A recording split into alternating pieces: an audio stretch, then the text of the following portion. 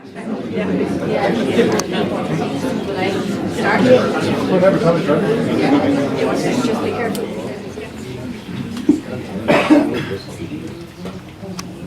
Good evening. Our very honoured guest and Honorary Life Member Tomi Reichental, Honorary Life Presidents Howard Jacobs, Nikki Overnick and Pamela Mangle-Spear, Captains Colleen and Michael, Vice Captains Denise and Ronnie, Chairman of the Board Michael, all our members and guests.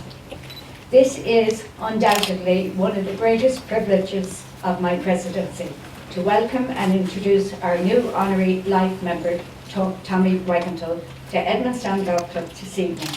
I speak for all our members in saying we are honoured you accepted Honorary Life membership of our club, and also for taking the time to come and talk to us this evening.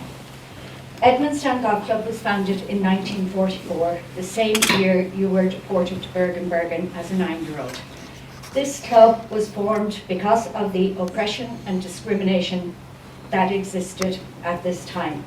And whilst the club has gone through many changes over the last 76 years, we still hold dear the same principles today. A club that promotes equal status and respect for all. We are forward-looking in approach, but respectful of our Jewish roots. I was privileged to have heard you at the Holocaust Members event in the Mansion House on January 26th and on the Late Late Show a few weeks later. You have an extraordinary story to tell, and I can only say you're an extraordinary man. I would like to ask our member and your good friend, Michael Sheehan, to say a few words before you speak. Michael.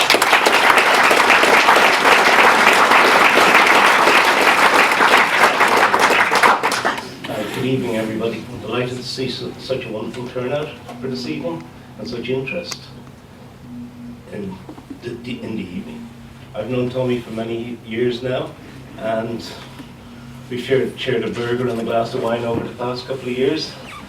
Myself and Joyce, and my wife Marion, and my son is down there. It's been a wonderful pleasure knowing somebody like Tomi in my lifetime. And he's such a wonderful person and such a forgiving, thoughtful person. He's devoted the last number of years of his life to go around all the schools, all around. He's been all over Europe, many countries awarded, many awards. So many we didn't even get to the bottom earlier at dinner to count them all. But it's wonderful to have a lovely person here this evening. I'm just going to keep it short and sweet. I hope you enjoy the wonderful evening. I'd like to introduce Tomi Reichental.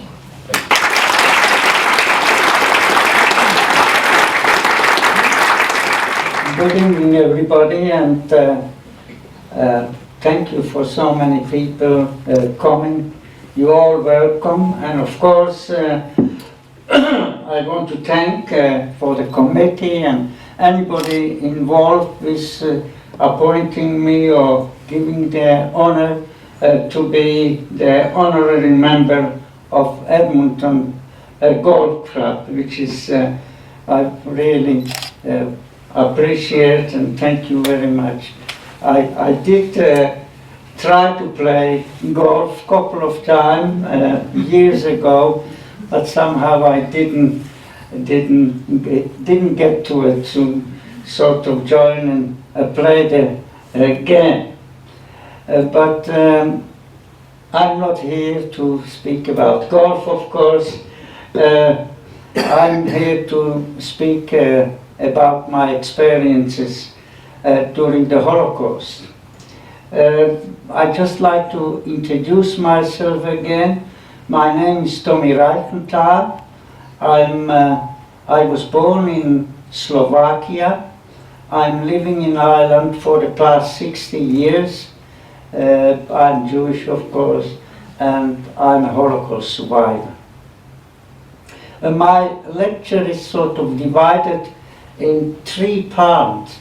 First of all, I speak a little bit about the time we're living in today, and then I speak a little bit about my childhood in Slovakia, and finally my incarceration in Bergen Belsen concentration camp. After the lecture there will be time for question and answer, and I welcome everybody to ask questions, because it's an opportunity, first of all, of course, about my life during the Holocaust, if anything you want to know, and even about the Holocaust. And finally, I brought some books with me. One book, it's called I Was a Boy in Belsen, which I call for the adult. It's €15. And then I brought some books, the second book that I wrote in cooperation with author that writes children books, because really my book, the original, is not suitable for children. This is for children from 9-year-old upwards, introducing them to the Holocaust. Of course, it's my story, and that one is for €10. So if you have grandchildren, so you can buy some for them. So that's about the procedure that I will take. And as I mentioned, the first thing, I would like to speak a little bit about the time that we are living today. And what we see today, as far as I'm concerned, it's really a repeat of the history. Only in the late 30s and 40s, it was the Jews that wanted to escape Europe from the Nazi regime in Germany. They saw the writing on the wall, and of course nobody wanted them. And today what we see with the refugees, it's really, when we look at these unfortunate people, and we see them marching totally with no aim to where they're going, what they're going to do, but they're just also escaping persecution and murder and rape, and of course nobody wants them again. There is a lot of politics, of course, involved, and as a result of that, what we find is that all these elements in various countries in Europe and America, they, with the same ideology of the late 30s and 40s, are marching and demonstrating and getting into government today. I can speak about my own country where I come, Slovakia. Today people are marching on the street with the fist in the air and shouting Slovakia for Slovak.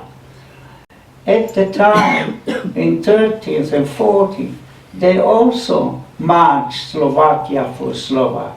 At the time, it was against the Jews. Today, it is against the Muslims. They don't want any foreigners in their country. The leader of this party has 10% in the parliament. In Slovakia, the people suffered under the fascist regime of Joseph Tiso, and they forgot the uprising in Slovakia started in a city, Banská Bystrica, and several years ago, 3 or 4 years ago, he was elected as mayor of Banská Bystrica, of the town where the uprising happened.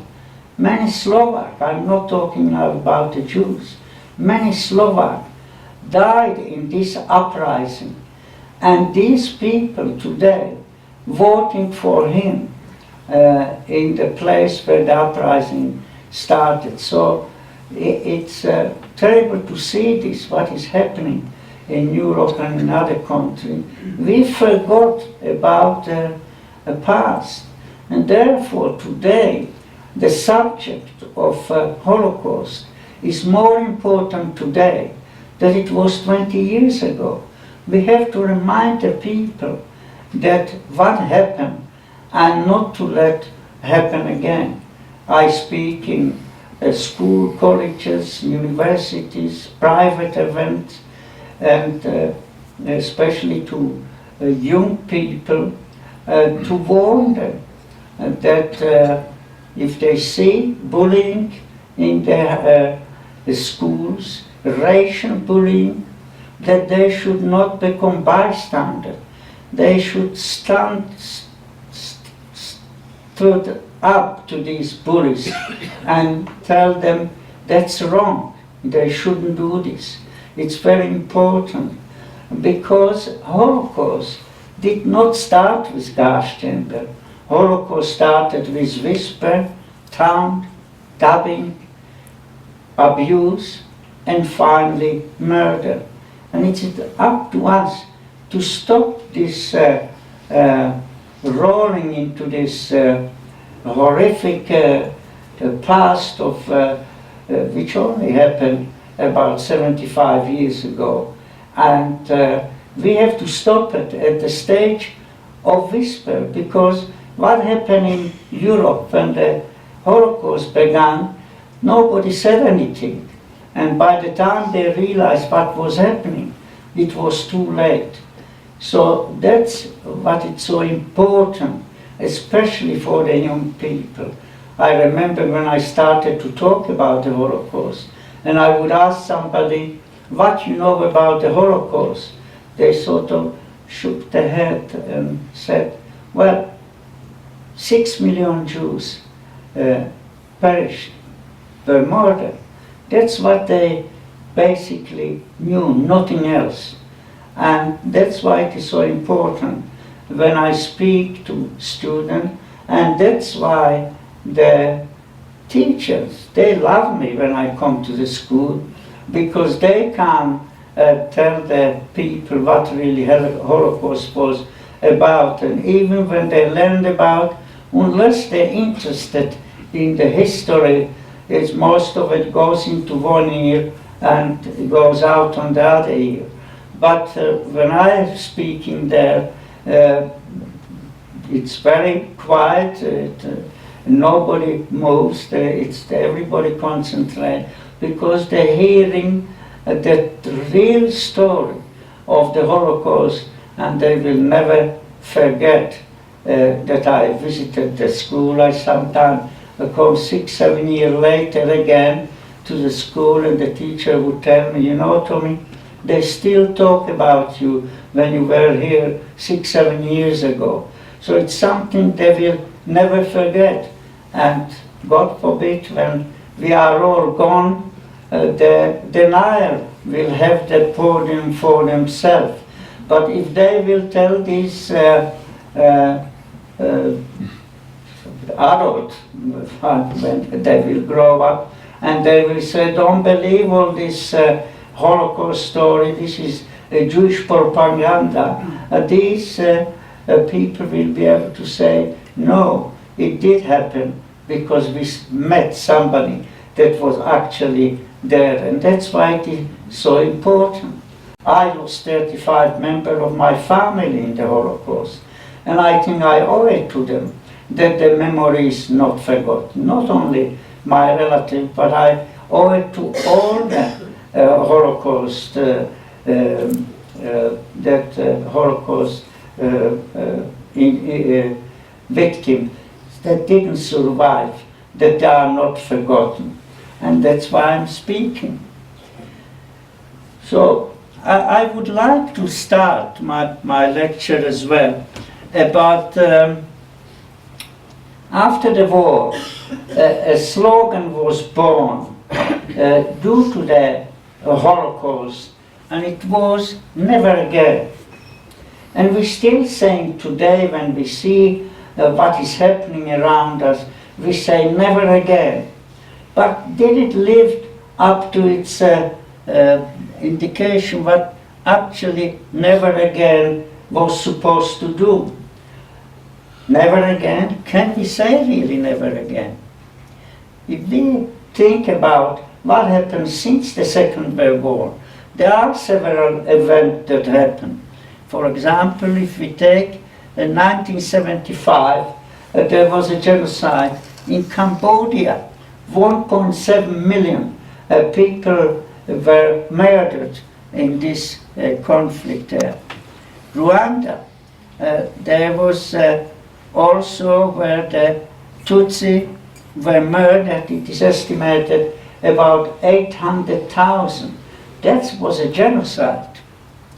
We have Bosnia, which happened in 1995, only 25 years ago. I will return to this. Then we have Darfur in 2003. These genocide didn't happen in a civil war, that one group was fighting the other. This was done, one group of different religion was massacring the other group. These people were not fighting, they had no weapons in their hand. They were murdered just because they were different religion or they belonged to different clan. I like to go back to Bosnia, for example. Bosnia happened in 1995, 25 years ago. It happened in a civilized society. It didn't happen somewhere that we distant, it wasn't our business. This happened in Central Europe, in civilized society. The Croats killed 8,300 Muslims in cold blood. These men, they were men and boys, they did not have weapons in their hand. They were taken and slaughtered one by one. Front of us, we heard about it, it was on the television, and we were not able to stop it. So we can't say it can't happen. I was in the graveyard in Srebrenica, and I'm Jewish, it is a Muslim graveyard, and I prayed in Hebrew over the graves of the Muslims, because these were good people, but just because they were Muslim, they were slaughtered in cold blood. So it seems that we are forgetting very quickly, and therefore it is so important that we keep the Holocaust alive when we have our commemoration every year. I hope it will go for years and years to come. We must not let people to forget what happened during the Holocaust between late 1930 and 1945. I'd like to start also talking about the Holocaust as such. Holocaust is not only about 6 million Jews that died. Holocaust is much more, and therefore I like to quote another Holocaust survivor. His name was Thomas Bungerhard, and the way he expressed himself, I'd always wanted to say it, but I never could find a word, but this really states how it should be taken. To speak about Holocaust in terms of number 6 million, which is usually that way done, is unintentionally to dehumanize the victims and to trivialize the profoundly human tragedy that it was. So what was Holocaust? Holocaust was about racism, loss of freedom, loss of dignity, humiliation, loss of education, confiscation of property, enslavement, starvation, torture, mass execution, and of course the final solution to the Jewish question, which was found its way at the Wannsee Conference on the 20th of January 1942. 15 high-ranking officials and officers sat to a 5-star dinner. They drank the best brandy, they smoked the best cigar, and within less than 2 hours they decided the fate of the Jews of Europe, which numbered at the time 11 million. Among them were also 4,000 Jews marked here in Ireland. And if the German army got here, they would have been, we would have been today commemorating them as victims of the Holocaust. Within 2 hours, they decided that to eradicate the entire Jewish population of Europe. They nearly succeeded. They killed 6 million. But because I'm a Holocaust survivor, I speak about the survival during the Holocaust. And this is usually something that people don't speak about. They speak mainly about the tragedy of the Jewish people and how these people suffered and finally were murdered during this period from 1939 to 1945. We lived in a small village in Slovakia called Merašice. It was a farming community, about 700 people. My father was a farmer. My grandfather had the village shop. I remember the place. I have very fond memories. I played with the children of the village. We were the Jewish family in that village, but there were other 2 families. One was converted and the other one, there was only a man. He was working in one of the big farms there. But otherwise, we were the Jewish family. I never suffered with that somebody would tell me that I'm Jew or anything. We were integrated into the village, and we lived hundreds of years there. When I was researching my family tree, I was able to get to middle of 1700, and we were there even before. So we consider ourselves as Slovak. We paid our taxes, we were active in the community. If there was any event, whether it was funeral or wedding, my father or my grandfather were invited. And so this was our home. We didn't know anything else. The Jewish people were not very organized in Slovakia, which of course later was a very big disadvantage. The Jewish people were basically organized only because of the religion, so we knew our rabbis, but we had no leaders in the community, which of course the Jewish population suffered when the bad time came. There was nobody to lead us and tell us what is happening and how to behave and what to do.